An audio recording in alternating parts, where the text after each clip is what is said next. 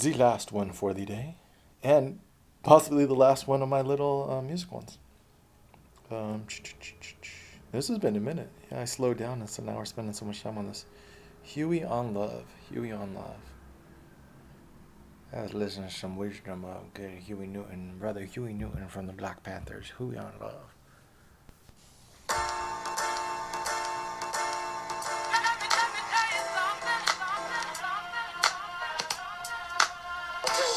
What's left then is just the man has almost lost completely his identity. So when you take the lover away, you take the love away, then he's no more. But I'm saying that so when he's crushed, he's almost crushed. This is not only the killing, but it's also the redemption. In the new world, the most important thing, the only important thing, will be the love that we have for each other, that man has for each other.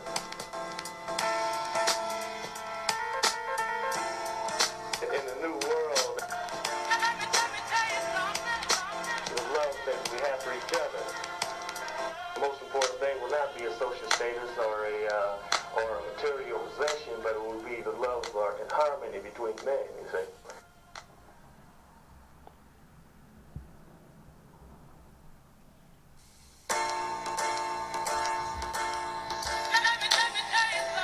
No autotune, no speeding up, slowing down, nothing.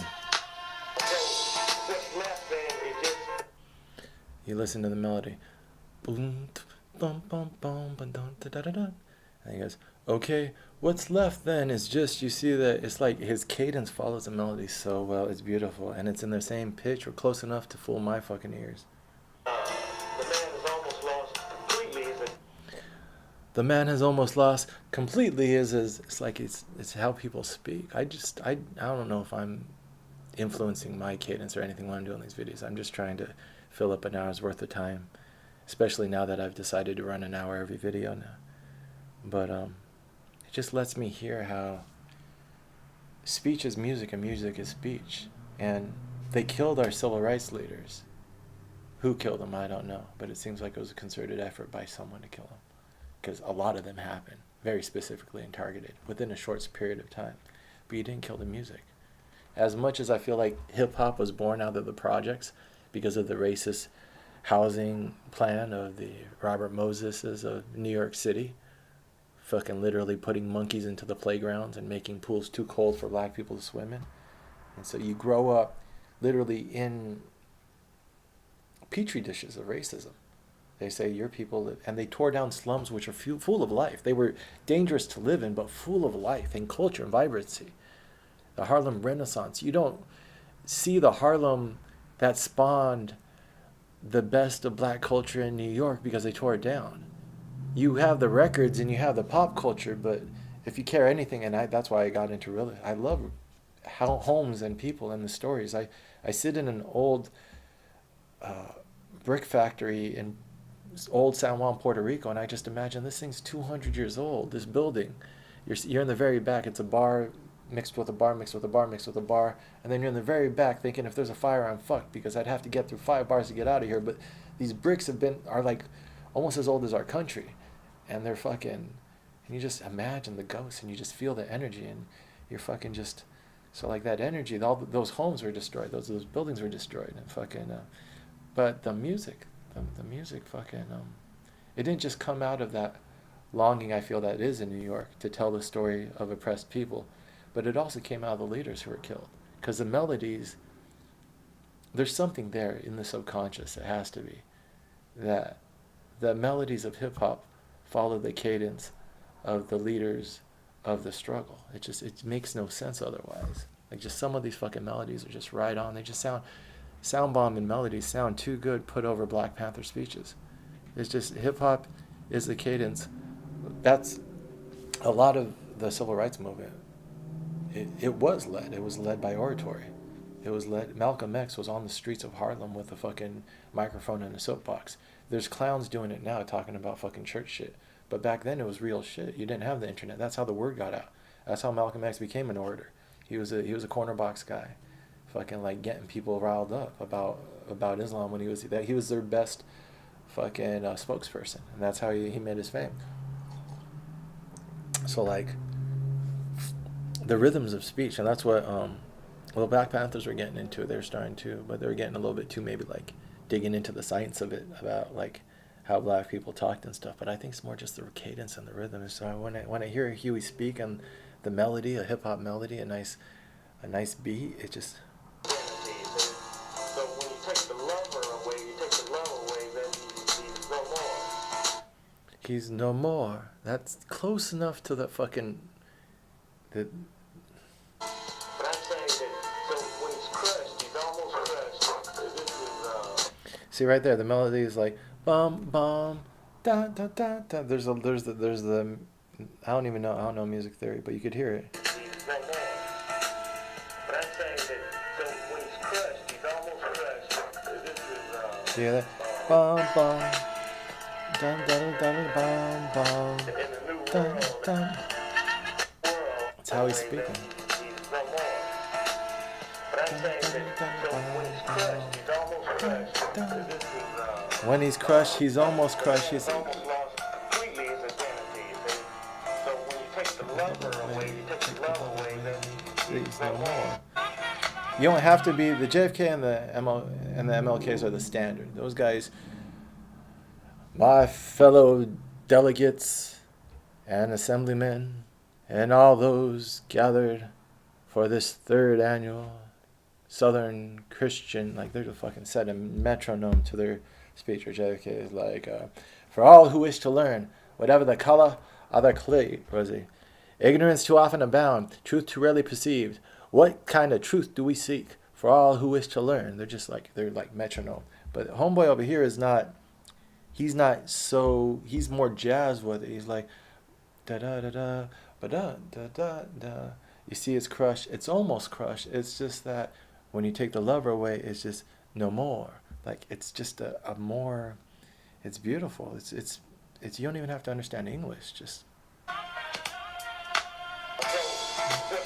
It's just man, it's almost right there. His cadence and timing is the fucking jazz music. Okay, then what's left is the man has lost completely his identity. He's landing where I would land if I was playing the fucking instrument. so when you take the lover away, you take the love away, then he's no more. And I didn't speed or slow down any of these. You can find the beat, you can find the speech, you could throw it together yourself. There's no auto-tune, there's nothing. There's this collective consciousness of melodies. That's why when you hear a song, you can tell it's from the 80s, because it's incorporating 80s sounds. So I feel like hip-hop incorporated sounds rhythmically from orators of the struggle. It has to be. It went into, because they were killed, and we can no longer speak openly about these things that people died promoting. The power structure oppressed us to the point that it no longer resides in our conscious. But it didn't go away. It can't go away. The struggle for justice never goes away. So it's a romantic idea maybe, but it gets pushed into your subconscious, sublimates, and comes out in other forms. It came out in hip-hop. And that's what tears me up. That's fucking consumerism, and it's being appropriated by the power dynamics so we could fucking make money off of it, this and that. The heart and soul of it is the oratory of the people who are pushing forward the struggle. It doesn't mean you have to be black or you have to be Mexican or whatever to do it, but in order to understand it, you have to understand the heart of it. That's why Eminem's fallen off, because he's too angry. It's not an angry art form. It's not a people like I think Jay-Z falls into this. Other people say, well, hip hop's about the bling and blah blah blah.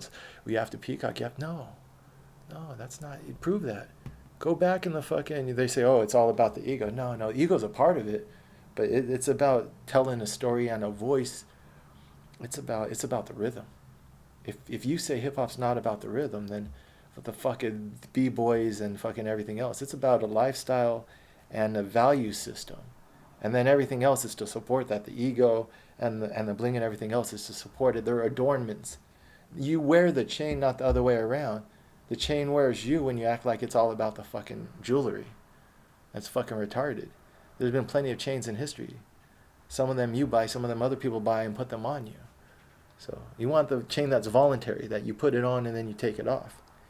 People wear chains because it's a way to diversify your income, or diversify your assets. The same reason people over in fucking Baghdad aren't hip hop heads, but they have a lot of gold because when their fucking dinar falls, then you can at least sell the gold. That's why poor people wear a bunch of fucking jewelry.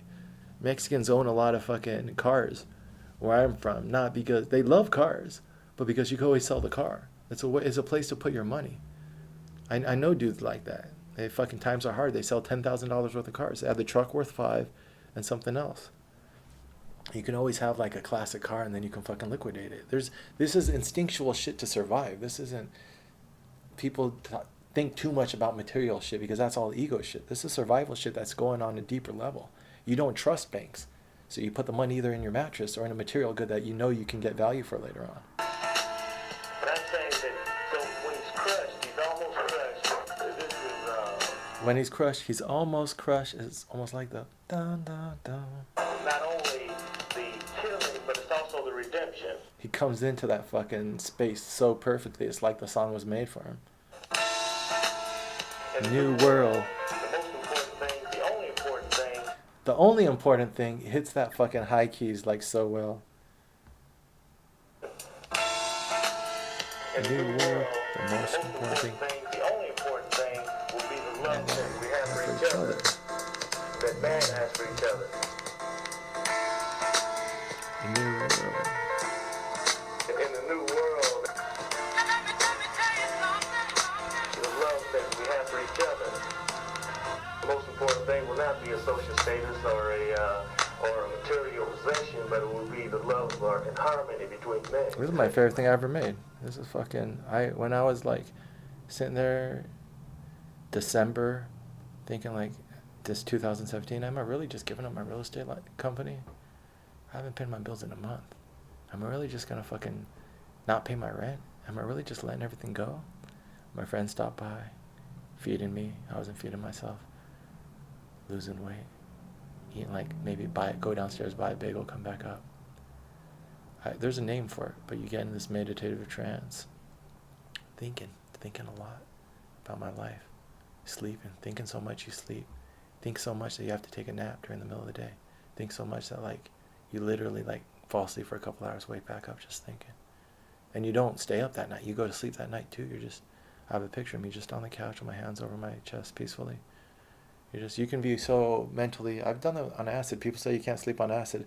I think I took acid K and something else one day. That was the first time I tried K, but I don't remember it. That was like years ago. But my mind was just like, I just passed the fuck out. It was too many thoughts. It was like, so sometimes, yeah, your brain can ask your body to go to sleep. Like, this is too much. And it takes 20% of your energy normally. Your brain is taking 20% of your resting energy. That's why munchies and weed and shit like that, I think a lot of that is that hyperactive mind of all those thoughts the weed's giving you. But my friend, she comes to Shaw. Shaw's in my life for a reason. And she's checking in on me. She's like, what, you're not working anymore? You should probably work. And I was like, I don't know. She's like, I've seen you this way broke, and I've seen you this way happy, or with money. And you're usually better with money. So even if you want to be creative, blah, blah, blah, but maybe you should go get some money, though. And I took her advice. I was in January 2018. And I went and I took the next 2 clients that came my way, and I closed them both that day. Well, that week. So I took those clients, set it up, and then that Wednesday I took them out, and both of them same day, both of them first apartment they saw, they closed. And that was $6,000 by Friday. And I was like, all right. And then that kept it alive in my head. But after I tried a little bit more, and then February I took a couple people. I was like, no, that was just a one-off. But that gave me the money to buy the bunk beds to start the hostel. I paid a little bit of debt, which was stupid. I should have just kept all the money. But that got me through January, and then $2,000 went into the $1,000 for the IKEA bunk beds, $1,000 for the bedding. I got nice shit. I went to Macy's and got some fucking Ralph Lauren 600 thread count sheets. Fucking, I watch my Aziz Ansari. I need that high thread count. You can't fucking, people know they come staying at my hostel, fucking getting sandpaper burns and shit like that. We got nice shit here. Yeah, and I made, the hostel made me about $15,000, $20,000 over the course of those like 4 months that I did it. Not $15,000, because I was only doing $3,000 to $5,000 a month. Just enough to continue my lifestyle. I continue my lifestyle like I did as if I was working real estate. You spend a lot of money in New York, going out, eating, doing shit. I kept my gym membership. And then July, when I lost my apartment, is when then the real fucking branches started hitting me. But then I was like free falling, but floating from the higher tree tops from February to July. And then I got the eviction notice. I was like, all right, time to actually start hitting some branches. And then July, August, September, and then October I ended up home. And there's some stories in between all of that, but yeah, I was just sitting there in December, like, is this really what I'm doing? Because I made that video about me running for president like November. I just traced it to the fucking terrorist attacks in New York. I was just like, the world's fucking crazy. I need to get back on my grind. There's too much in my head that I was working on to just close it all off and just say I'm gonna make money. I'm not that dude. I tried to be that dude, and I was for a little bit, but the temperature, it's just too much noise for a person like me to fucking ignore. I was like, that's fucking. I never cared about this shit anyways. I just do shit to do it. I do shit for the experience. That's what I'm realizing why I don't put the money away. I wanted the ability to go back fucking feral, which I did. But I think I have towed the line enough this year. Walked up to it. I took some risks that could have gone either way. So you only get so many of those. It's like my buddy who got into his motorcycle accident. I was like, you only get so many of those, dude. So chalk it up. That's a cool story, bro. Try not to have too many more. He gets to walk away. He fucking went headfirst into a wall 50 miles an hour. He could have fucking not shed his momentum and snapped his neck. He got road rash, but that road rash slowed him down. If fucking he was going 50 around a 30-mile-an-hour turn in Central Park, just misjudged it. Bike went out from under him, smashed into a fucking the dividers that keep you on the fucking road, because the roads through Central Park are buried, so you're bordered on either side by these stone walls. So going around one of those walls, he slid out. He showed me his gnarly road rash, but it's like, learn, dude. He got in a fight with a fucking Uber driver on the road too. Yeah, just these. So like, I had my things that like that this year. Not that bad. I'm not that wild. When I was younger, spun my car out off the road. But yeah, you get so many lives. Some say you get 9. So I probably spent a couple this year. But hopefully I've learned enough. I've learned enough about myself to be able to hold on to money this time around. Well, I have to, because we have more important shit to do. I'm fully engaged. I noticed that this is maybe too much information, but there's no it's not such thing as too much information when you're talking to yourself, Shaz. If like you're masturbating too much, you might not be fully engaged in life. So some people look at that as like shame, or like, oh, I need a fucking change and I'm just a piece of shit. But nah, dude, like, what do you really? It's like weed. When I'm smoking a lot of weed, it's an antidepressant. Masturbation is nature's antidepressant. You're hitting your pleasure button. Why? What's bugging you so much that all you can think about is pulling your dick? Think about it. Because, like, recently, like, once I'm fully engaged in the writing, like, just today, like, when I came around this morning to just some of these thoughts, the penthouse girl telling me that she just showed me a little bit of effort on her part where I'm like, fuck, she's not completely gone. She's somewhat, and she made a promise to me. She said that, yo, I'll be ready for you when you need me. And I'm like, that's all I ask you. Like, I don't blame her for fucking off when life gives you so many stupid options. She doesn't want to go to school. She doesn't want to do stupid shit. But I said, when I'm ready for you in my business, you fucking get ready, because I might need your help. So it's like, that's all I need. And then I'll figure it out on my end. But, and then my mom coming around and kind of giving me that, like, you're right, without telling me you're right, because your parents never really, my type of parents never really tell you you're right. But with a wink and a nod, just like, all right, we got an understanding. So I got your number. I see where you're coming from. You fucking succubus. I'll joke around sometimes. I'll be like, dude, fucking banshee, get the fuck off my dad's back. Just joking around. Like, it's 2 against 1 now. There's another man in the house. You gotta fucking, because she loves that shit, because that whole Christian shit. It's not that I'm misogynist, but I know that she subscribes to a misogynist religion. So, like, you want a strong man to keep you in line. He's here. Shut the fuck up. We joke, we kid. But, my friends now, the female friends in my life are definitely all about, like, well, yeah, let me think. Do I have any conservative Christian female friends? No. My mom's the one I tolerate because she's my mom. She can, like, when they call me David, it's like that's what her pastor friend next door neighbor tried to call me David. It's like, oh, you got it twisted, dude. You're not my fucking mother. You didn't birth me. I said, my name is Shaz. No, that's not your name. Who the fuck are you? Get the fuck out of here. You don't respect me enough to fucking listen to me when I talk to you. We're not even gonna have a further conversation. You just fucked that up. Now you're dealing with this energy. It's too much for you? Okay. Well, I'm still here. So that means that you're probably the one who's gonna be getting the fuck out, right? This is my house, man. When I was in Brooklyn, I was staying with my friend sitting on a stoop. And the fucking dude's giving me funny energy from the block. I'm like, that's cool. I'm in my stoop, dude. I'm not on the street. I'm here. If you want to fucking talk to me, walk up to my house. I'm not walking up to your house. But when I walked past, they were chirping at me. And I was like, whatever, dude. That's what you're allowed to do. This is your neighborhood. I'll walk home and then just chill here, have a beer. And if you want to come talk to me, come talk to me at my house. There's certain ways that, like, people act. It's like the same personal space. I don't got a problem with you, dude. But just, like, this is my space. This is my energy. I know how to control it. I know how to maintain it. And that's what I recognize in the female counterpart. When a woman controls her energy, I really respect that. Or when they're loose with their energy. Not their body. You can do whatever the fuck you want with your body, but there's a difference between your body and your energy.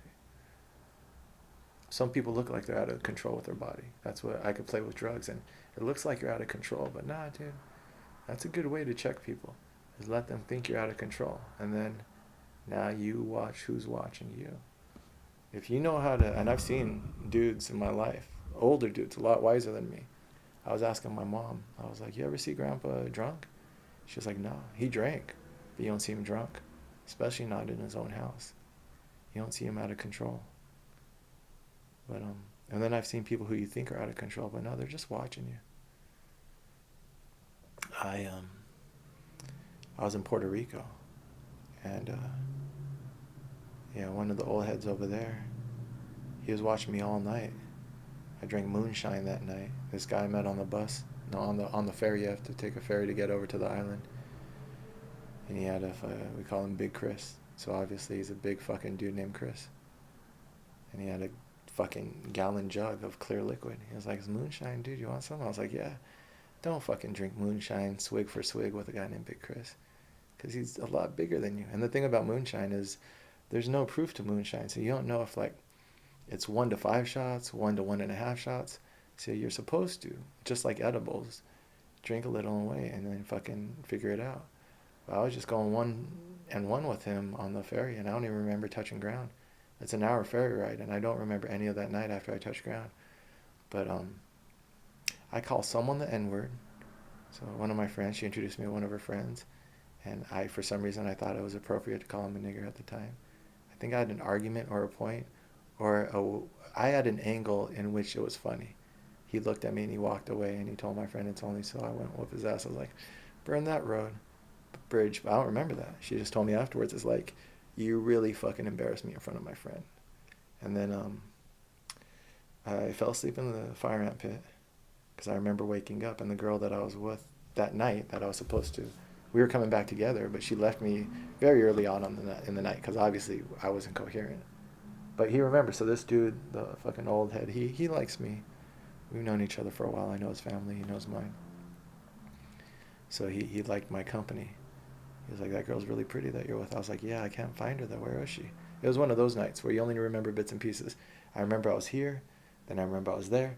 I remember someone was next to me. And then all of a sudden I turn around and now I'm talking to someone else. Completely different scenario. Might as well be a dream. And then I wake up. I'm in a fire ant pit. Getting bit. I'm like, what's going on? The girl's standing over me now saying that you're not coming back to my place. You're on your own tonight. By then she was over it, and I was just like passed out, and I was like, I'm getting bit. What the fuck's going on? I'm like, I go to my friend, I'm like, what's going on? I just came to the island. She was like, you just fucked it up. You just fucking insulted the fuck out of my friend. He was an older man, that guy that fucking I said the N-word to. So it wasn't like a young dude and we were fucking with each other. It's like I disrespected an older person, which in Latin American countries is like, you sometimes don't, like, a bad first impression is that's who you are. But on that island, people have a tendency to make an ass of themselves every now and then. And then I just don't remember, and it's dangerous. It's like New York. If you get shit-faced in New York, those people got robbed on their way home. You don't. I try to tell people that in New York. Have a plan to get home. Don't let your friends leave you alone. This is a jungle like any other jungle. If people notice that you're not in control of yourself, especially as a woman, but even as a dude, Uber home and fucking, you don't want to be drunk and stumble home. This isn't a small town. Even your neighborhood could be a small town, but there could be a dude on the corner watching you, and there's a lot of these wolves and jackals on the corners just watching. Not so, Manhattan's pretty safe, but still, I meet a lot of elements in Manhattan. Um, so I knew I was in trouble. I had woken up again. I was sitting at the bar. This is like the fourth or fifth flashback. And I'm just like, I need to get home, but I can't even stay conscious. I don't even know how I got here. But there's water in front of me, obviously. I've been fucking sitting here for a while. And the guy from the beginning of the night who told me that my girl, the old head who told me my girl was cute, he was like, hey man, you ready to go home? I was like, yeah. He been watching me all night. He ended up right next to me and then he drove me home. And I was like, what's up with homegirl, so-and-so? He's like, oh man, she left you a while ago. I was like, I'm such a dumbass. He's like, yeah man. He drove me home. Took care of me, made sure that I got home. Little stuff like that.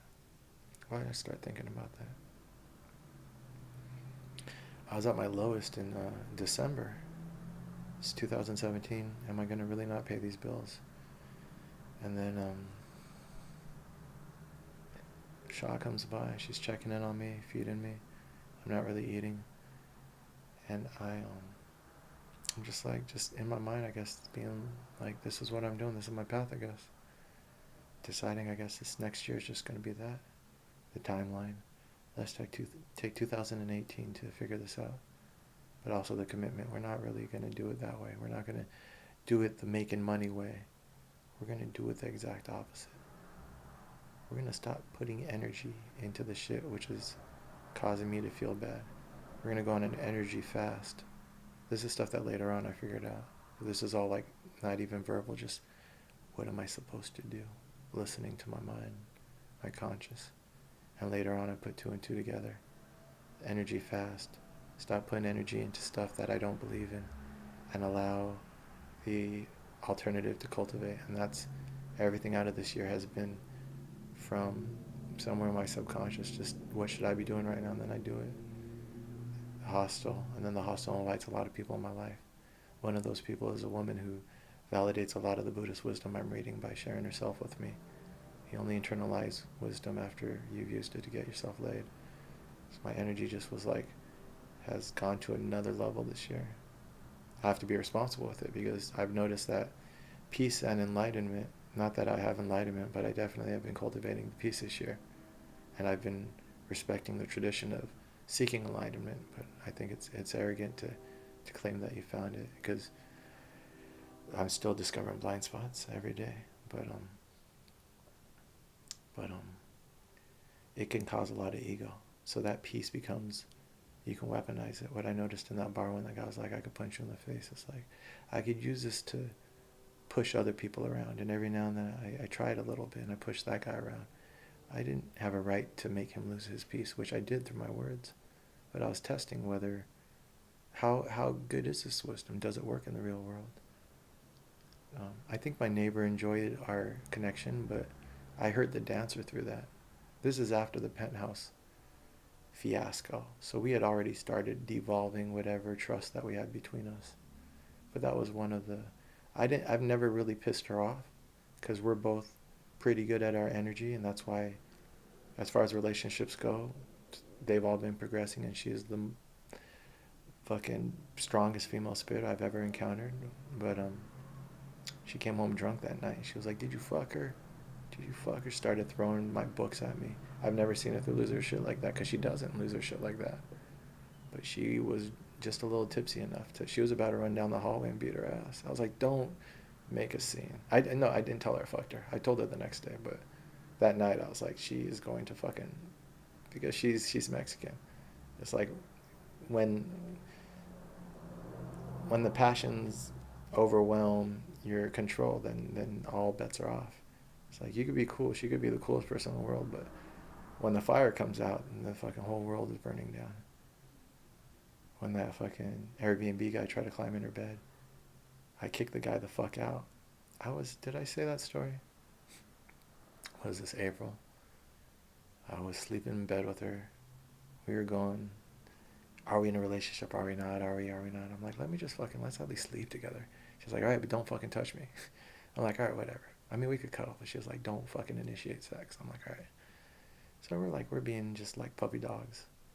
And the dude's reaching over me to touch her breasts and shit. She's like, Shaz? And I wake up and I'm like, I see the dude leaning over the bed. He's like, oh, where's the shower? I'm like, in the kitchen, dude. And then he leaves and she's like, Shaz, he was touching me. I was like, oh, shit. And living my philosophy, knowing there has to be a response. I have not responded, not to this exact circumstance, but you have to take care of shit and it only gets worse. In business or in personal life, avoiding shit. So it's like, this guy has to go. That's it. So I walk out there, he's in the shower. I'm like, get the fuck out, dude. But really cool, because that's the thing. If you're not used to dealing with violence, you fetishize it. So it's like, he's a small little fucking Japanese kid. It wasn't no big deal. Um, I mean, maybe I should have maybe roughed him up a little bit on the way out because he didn't seem to learn his lesson he tried to give me a bad review. It's like, dude, you didn't fucking, I was very cool with you the way I threw you out. I could have been a lot less cool. I could have thrown you out and kept your shit. I could have done a lot of shit. I was just like, yeah, get out, man. It's like, what? He was drunk as fuck, but that's no excuse, dude. Learn those lessons. This is the time you gotta learn those lessons. It's 3 a.m. and it's fucking 40 degrees outside. Or maybe it was 2 a.m. It's like, you gotta learn a life lesson now today. Congratulations. You can't fucking coddle people, especially not men. No, you can do too much damage as a man. You gotta fucking learn these lessons. I'm the nicest guy who could have taught him that lesson. I think any other guy I know in my life would have taught him it a lot fucking harder. And some people, you want to fucking walked out of there. I was like, gotta go, dude. He was like, what? I was like, you got 15 minutes, man. And then I sat down, because this whole year has been about controlling my energy. It's like, say things once, that's all. Let people not listen to you, and then you can escalate. So I sit in my office, look at the time, and I wait. And then the dancer girl comes in, and she's like, Shaz, I feel really uncomfortable. I was like, don't worry, I'm taking care of it. He's on his way out. This is the wisdom is proven by being the most efficient path. If I had stayed in bed, or if I had vacillated or worried about this or that, it was going to make the girl uncomfortable. I already knew that. Now this has to, the first rule of violence, or in sex or any other violence, is separate. I've been in prison before, and then some random dude hits another random dude. I had to be the guy who calls the guards over. Hey, yo, we got to get this guy out of here. Because I talked to the guy who got hit. I was like, do you feel comfortable? No, we need to get this guy out of the fucking cell. The dude was looking at me, but that same energy shit is like, that's why you hit this guy. Because you were just fucking, I don't know what's in your head, but you felt you came in here, you had to hit someone. That's cool. But now we got to fucking make sure this guy feels good. But he doesn't want to say it because he just got hit. He's trying to like be tough. It's like, no, dude, this isn't about being tough. You just got swung on by a fucking random stranger. It's like, no, I call the guards over. You gotta get this guy out of here. He just hit this other dude. This fucking the guard tried talking about, like, just, I know your fucking rules. You got rules about this shit. Separate him. This is gonna get worse. You know? So, like, I told the dude, I was like, so, the little Japanese fucking spoiled rich kid brat, I looked him up. He comes from a family. There's families that own fucking industries over there. He has last name tied with an industry. So, he's gone to private schools. I know this. You live in the world of money enough. You know a pedigree when you see it. He has a recognizable last name. It's like, this isn't how a person like you should act. There's a lot worse things that can happen to you just from talking about this shit than me throwing you out. You're being very stupid. You're being suicidal. Fucking, I don't know. That's his own lesson to learn. If he doesn't learn how to be a man, then fucking, you shatter against yourself in this life. You don't need Shaz's help. That's why you get out of the way of these cycles. It's like you recognize a self-destructive cycle, like the anarchist who fucking came at me in New York. You get the fuck out of the way. It's like, that's not, the fucking nature will take care of you. When there's blood on the water, you leave. There's plenty of animals who fucking smell you. That's not my role. I fucking just recognize the patterns and I survive by knowing when to stay and when to go. Knowing what are my conversations, what aren't. I'm still learning, but I'm still learning. This kid, I'm like, 15 minutes, dude, and told him in the shower, and then I'm sitting there. She's dancer girl comes up. She's like, Shaz, I feel very uncomfortable. He has to go. I was thinking about going in the kitchen grabbing a knife or something. That's why I brought it up. Cause that Latin energy is like coming from poor countries is like you've already had to escalate maybe in the past, or you've been being around violence doesn't make you. It just there's other things like that's not even poor countries, Brooklyn, other places you've grown up.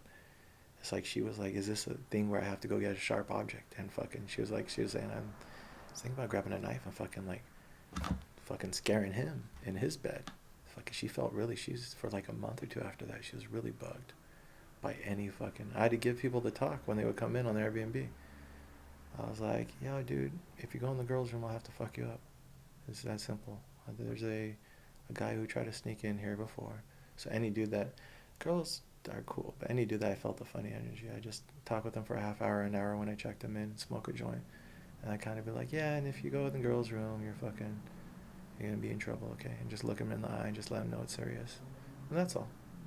A little warning, but you think that, I don't know, the lessons you learn about Airbnb and letting strangers in your house.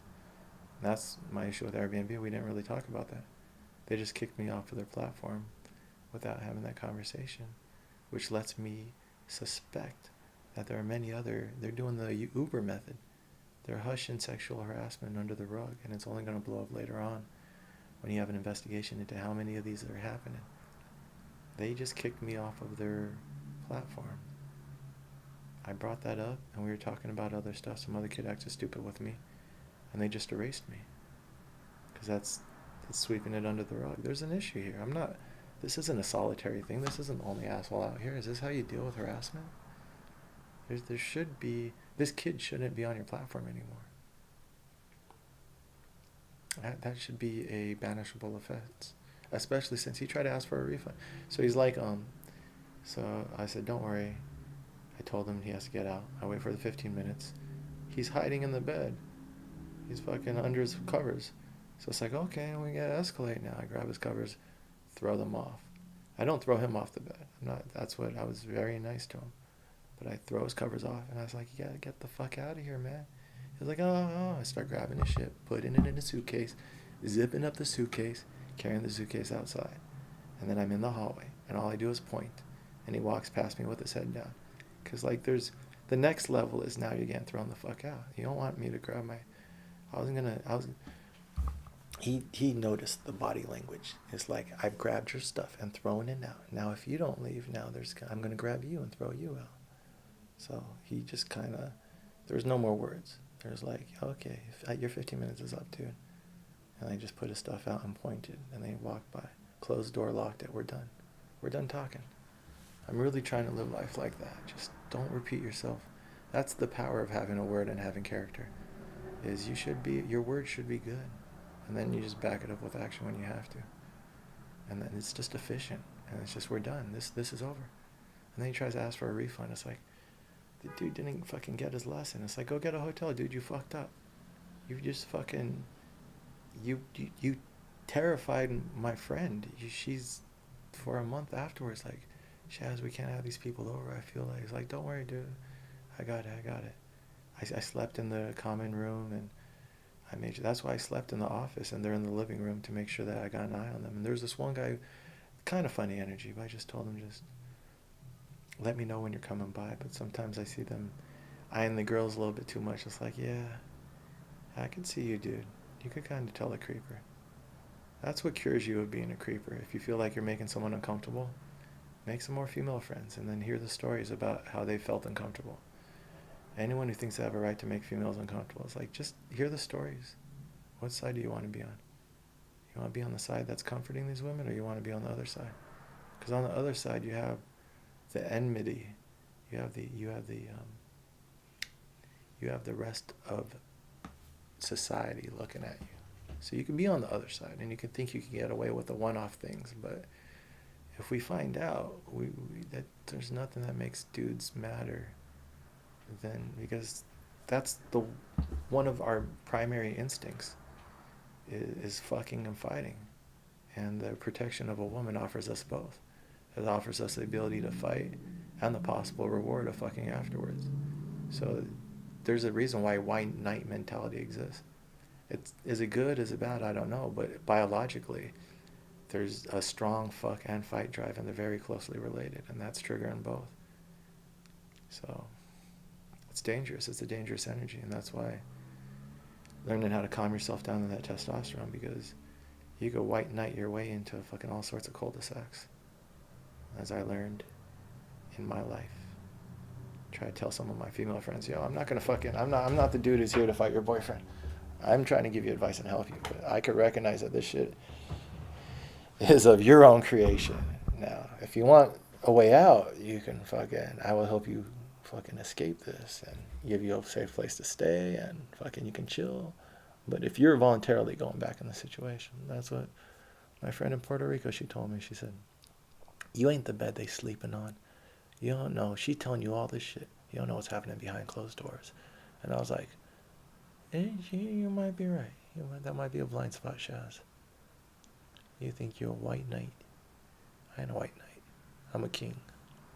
That's all. And a king knows when it's time for to ride out in the battle, and when it's time to be wise, when it's time to observe. But now, dude, you come in my castle, and you touch my girl, yeah, you're fucking... I think you tell that story to anyone, and I was too nice. And then the kid asked for a fucking refund. A fucking dumbass. But that's what his punishment is, living his own life. That's where, if you really have peace, you can only have compassion for fools. Is that if I was harder to maybe get the lesson in, but apparently I didn't, which means that the kid still has that in him, and that's going to lead him to trouble. That's a very dangerous way to act. Come into someone's house and try to grow up their woman. Not that she's my woman, but we were in and out of a relationship. That's a fucking suicidal behavior, dude. I'm careful about the wires I trip. I love women and I love pursuing them, but I understand how strong and potent that male energy is. And if someone's had recent relationships, this and that, I talk to women, it's like, what type of... There's this girl, I'm at this bar, drinking wine, doing my Shaz thing. Wine, writing my Buddhism at the time. So, candlelight, this is my favorite wine bar. I shouldn't say where it is because it's my wine bar. And there's a light, and then my Buddhism, and then my notes, and I'm writing my notes and fucking reading. And so it's like, what more romantic do you need? And candlelight, red wine, and but whatever, I'm in my zone. And I smoke, and I have joints on me, and go outside, smoke a joint, come back in. And this girl's walking with her boyfriend, or whoever, maybe it's not her boyfriend, and then she catches my eye, and then she stops in front of the window, because that's why I go to this place, because the windows are street level and huge big bay windows, and so I'm sitting in the window with it open so that I could see the people walk by on the street. And she stops right in front of me, as if it's like a drive-through, and I'm just looking at her, and then we're just like vibing, and then her boyfriend's behind her, or whoever the dude is, and then I'm just like, you want to come in, or some shit. I'm like, what's up? And then, but he's chill. But it's like, that could be an issue. It's like, this girl's walking with this dude, and then she stops because she has that drunk flirty energy. But maybe it's their first date, or maybe they're just friends. Maybe there's something between them. But he was chill enough to be like, he waited her out, and then she was trying to get him jealous by stopping in front of me and just kind of looking at me. I'm like, hey, yo, you want to come in? And then she kind of smiled, and then she smiled at him, and you can tell she's just fucking trying to fucking get him riled up, and he just smiles, and then he grabs her arm, and they just keep walking. It's like, oh, whatever. But that could be a little thing. That could be she's trying to get her boyfriend to fight me or something stupid. There's some weird shit that goes on. But I sized it up. If I got any hostility from him, I would have probably pushed her off a little bit. I was just playing along with the game that she was playing. But it was funny. It's a funny game that people play. Funny games can turn dangerous really quick. What the fuck are we talking about? Shaw came, and she got me on my lowest. She was checking in on me, and then after that I committed to the year and the path I was on. And that's what good friends do. And I had a lot of writing and a lot of stuff going through my head, but I would play this song, and this song is the one that really, out of that deep thinking and that exhausting thinking of what the fuck am I doing with my life, what's going on in the world, and what is my path, That's why I say this is the best thing I ever made, because just touches my soul like nothing else. It's like, because the serendipity or whatever, the fact that the sounds sound really good together, the romantic nature of Huey, and how his heart really was, despite I have to read more about the Black Panthers, but from what I know and what I've read, how he died and how he lived, he was a sincere dude. And you only hear, like, you hear about it with Malcolm X and other people about the violence more than the good, but especially with the Black Panthers, is they came together because Martin Luther King Jr. and Malcolm X got assassinated. They're like, we got to do something. It's the exact same reason why I gave up my business. It's like, just the world shocks you by its fucking, the chaos around you. You're like, I got to do something. We got to stand up and, like, sometimes some stuff just, like, snaps you out of your fucking, like, this isn't me. This path of, like, keep your head down and just survive. I can't. There's a story I read about a guy who, when we invaded Iraq, drove to DC, and he just drove in circles. He was like, I didn't know what I could do, but I had to do something. And he just drove in circles around DC, looking for the movement to join, looking for the solution, the response to the madness that he knew was coming, because some of us can see it, the writing on the wall. And we get out there, and there's no one else who came out, and it's just us. Me and my friend Mike, childhood bully turned best friend on the block, just standing there with our cardboard signs, and everyone's honking and yelling at us to get the fuck out of there. Shut the fuck up. Because that was right after 9/11, right? George Bush Jr. had all that political capital, and he was going to use it. He was going to spend it on what? Enriching the family business, which seems to be war, at the rest of our expense. And I'm laying there and I'm thinking, do I really want to pick that fight? Is this what I'm doing? Giving up the trajectory that I'm on, which has made my family happy and brought me money and comfort and blah, blah, blah. I have the life I wanted. I said I wanted to live in the village, and I'm living in the village. I am succeeding. When for most of my life it seemed like I couldn't, because there's a lot of insecurities or a lot of judgment from other people that I was unable to because of my own flaws. And then I disproved all that by doing what other people can't do. How many people can go from 0 to 200,000 within 5 years, self-taught, with like a couple bucks? And I caught up to my peer class, to my peer group. Literally, I had my peers from high school. 2 of them were in the park in front of my apartment in like May. And I was just in the park in the morning sometimes in front of my apartment. I would go and get my coffee and my bacon, egg, and cheese from the bagels on the square, and feed the pigeons and chill, smoke and chill, think. The whole year has been just about getting to know Shaz. And who do I see but a dude, 2 dudes from my high school. 1 dude from my grade and 1 dude younger. The dude from my grade had gotten his MFA. He was a journalist, so not just from my class, but from my supposed passion. This kid he's been to Beirut. He's he's in his MFA program working on his first book, but he had done journalism and went to journalism school, learned Arabic. He did the normal track, just like Randall Winston's doing the normal track. They're like, oh my gosh, David, what the fuck are you doing? I'm like, first of all, I'm Shaz. Second of all, I live right over here. You want to go up to my apartment? What? Again, from what people heard, I'm just a bumfuck who doesn't do shit. And I was like, no, I'm living with these girls, 2 girls. One of them we kind of have a thing. The other one's just her friend. But they're really good energy, good female energy. And I have Airbnb in the living room. That pays, well, it would pay the rent if I was paying rent, but I'm not paying any of my bills, actually. So I'm just living, making good money doing it. The Airbnb people are awesome. Sometimes I hook up with them, too. Just being stupid, just like being like, my life's pretty good. I fucking like random tourists, great company, fucking great roommates. And I was like, but let's go check out the roof. And we go to the roof, and now we're overlooking the park we were just in. And we take a couple pictures. And I don't do Facebook and social media. But it was a nice little like, yeah, no, my life is good, dude. I don't know what you've heard, but my life is good. I own a business, I'm sitting on it. I made like probably close to 200 last year. I haven't done the taxes. The year before that, I made 170 though. It's like, yeah, no, by all metrics, this year I'm just chilling, Told them my ideas about startup ideas I had and the book projects. I just rewrote the Tao. I was working on the manifesto. I don't think I told them I was running for president. That's not when you want to slow roll. Sometimes it's hard for people to understand that one.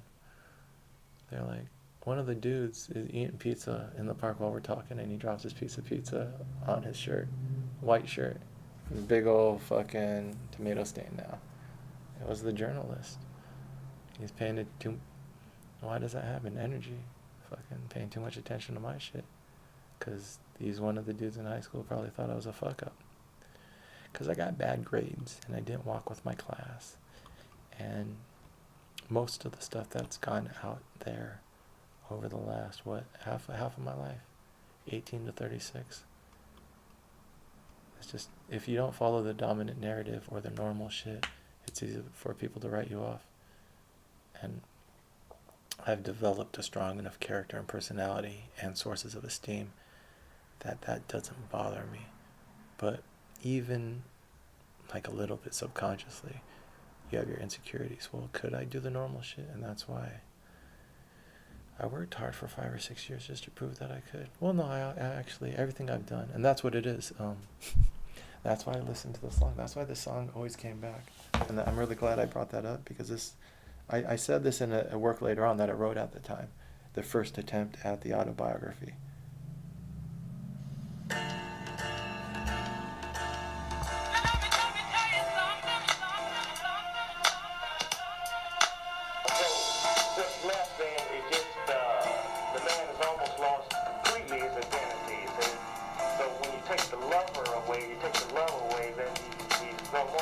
That's where I was at the end of 2017. I had lost almost completely my identity because I was turning my back on the values of love, and I was feeling myself becoming no more. The women I was attracting in my life, I was waking up, just waking up to go back to sleep. Months were slipping by. I owned my own business. I had all that. Like I had the king's quarters. I had my castle. I had my queen, dancer girl, but her values were about power. And what were my values?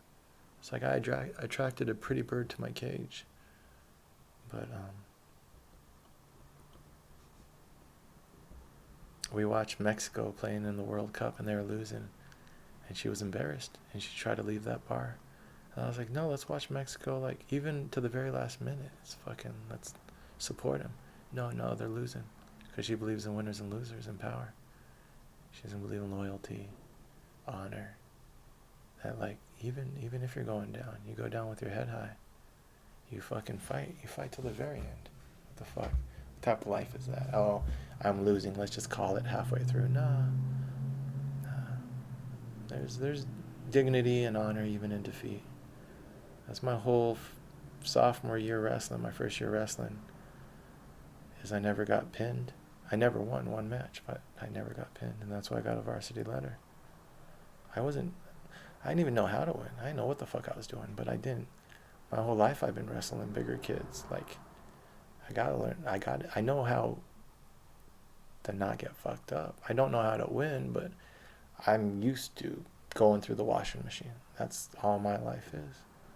Bruce Lee says, don't pray for an easy life, pray for the strength to endure a hard one. That's the only philosophy I've known before I even know who Bruce Lee was, who had his blind spots. His ego took him down.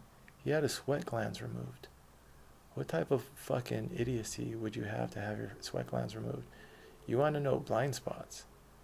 That for all of his genius, and I've read the Tao of Jeet Kune Do and Jeet Kune Do, but a lot of Tao is in there. Most of his wisdom you can find in the Tao. Most of the stuff, when you look for the source in the fountainhead, because the further and further away you get from it, and then more and more it's translated, the more and more it's diluted, and now you're dealing with other people's blind spots. So yeah, always looking for sources of wisdom, blah blah blah. But what's left then, the man has lost completely his identity. Once you take the lover away, You take the love away, he's no more. But I'm saying that, so when he's crushed, he's almost crushed. This is not only the killing, but it's also the redemption. That's why at your lowest, darkest before the storm, the balances, understanding that everything is its inverse. At your highest, you're at your most weak because you're at the pinnacle of hubris and ego. And this can set you up for a very large fall. At your highest, you have the most kinetic potential between the top at the bottom. So if you fuck up, it's going to be a long fall. That shouldn't make it so you're always insecure at your highest, but just be aware of the danger that success brings. Because the purity makes the poison, right? Your highest height will bring the greatest danger of ego.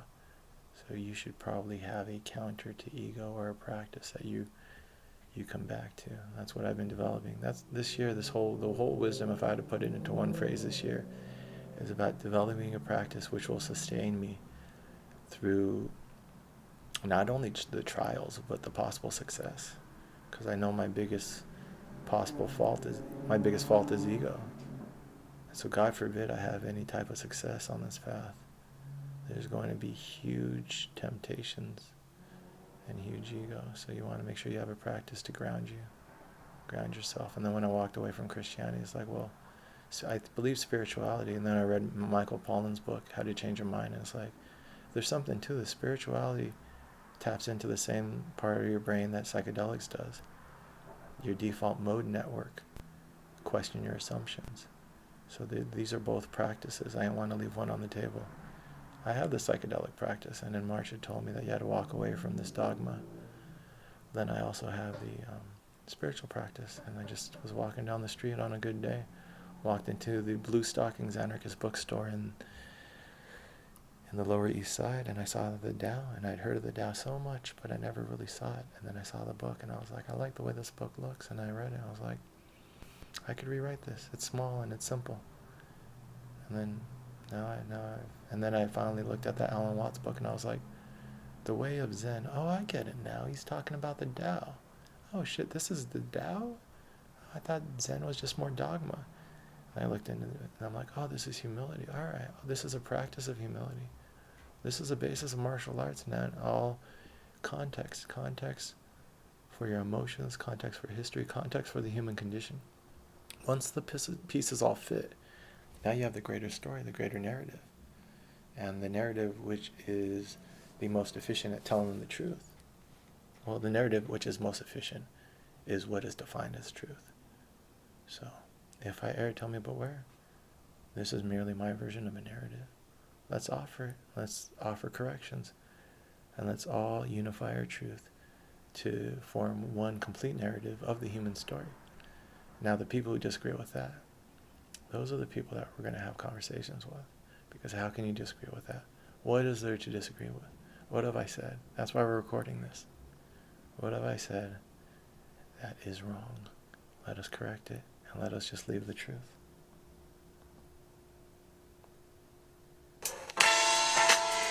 In the new world, the most important thing, the only important thing, will be the love that we have for each other, that man has for each other.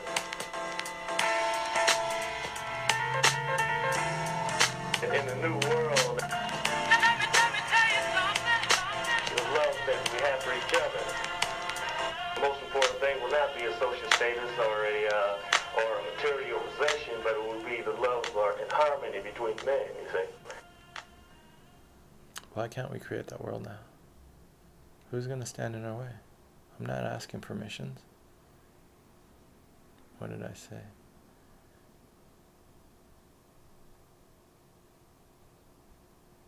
We'll see if I can do this in time.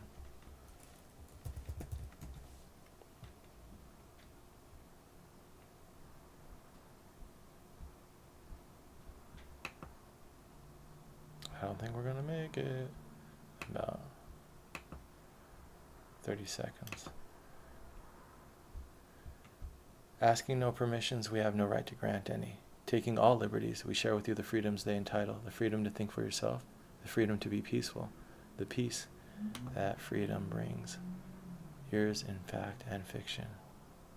That is the About section of Ten Bloom Press, my publishing company. We have the values in place. Now we need to get the people, and I'm the first one, right?